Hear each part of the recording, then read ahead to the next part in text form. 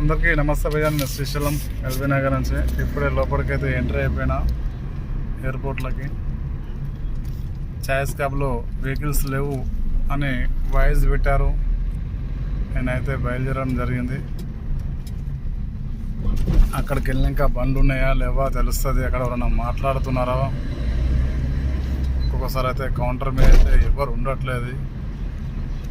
కొంతమంది కొత్తగా వచ్చిన వాళ్ళు డైరెక్ట్ వెళ్ళిపోతే మళ్ళీ బయటికి వెళ్ళిపోతావు.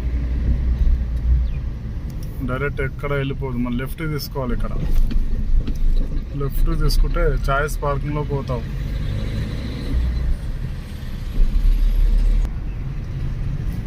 కనిపిస్తుంది కన్నా.